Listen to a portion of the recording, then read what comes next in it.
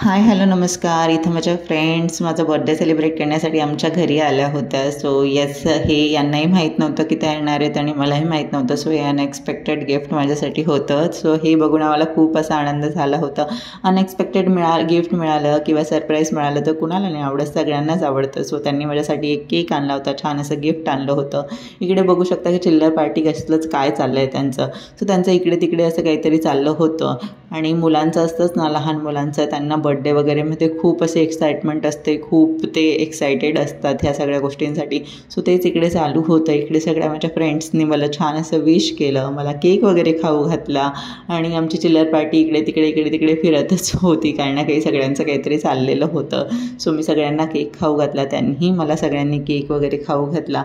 आम्ही मग काय केलं, माझी इशू इकडे रडत होती तर एका माझ्या फ्रेंडने तिला घेतलं आणि तिला थोडंसं फिरवलं, शांत केलं बेसिकली. आणि देन काय, मी केक वगैरे सगळ्यांना डिस्ट्रीब्यूट केला, सगळ्यांनी तो केक खाल्ला, खूप एन्जॉय केला. देन त्यांनी माझ्यासाठी जे गिफ्ट आणलं होतं ते मी अनरॅप केलं. त्यांनी माझ्यासाठी एक खूप छान अशी पर्स आणली होती, खूपच छान अशी होती. त्यांचं होतं की हां, आमच्यासमोर गिफ्ट अनरॅप कर. सो येस, मी ते केलं. त्याच्यानंतर दीपकने माझ्यासाठी काहीतरी सरप्राईज प्लॅन केलं होतं, त्याच्यासाठी आम्ही निघालो होतो. आणि मग काय, बघता बघता आम्ही आमच्या लोकेशनला पोहोचलो. बेसिकली हे लोकेशन नव्हतं, थोडं वॉक करून पुढे जायचं होतं. बट हेच लोकेशन मला इतकं आवडलं होतं कारण सायकलिंग वगैरे खूप छान असं लोकेशन होतं.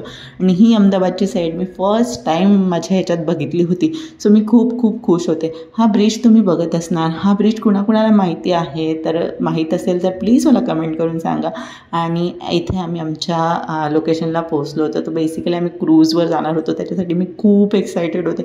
मी आणि यक्ष ही दोघंही आम्ही खूप एक्सायटेड होतो. मग काय, आम्ही बँड बांधली आणि इथे आमची एंट्री स्टार्ट झाली.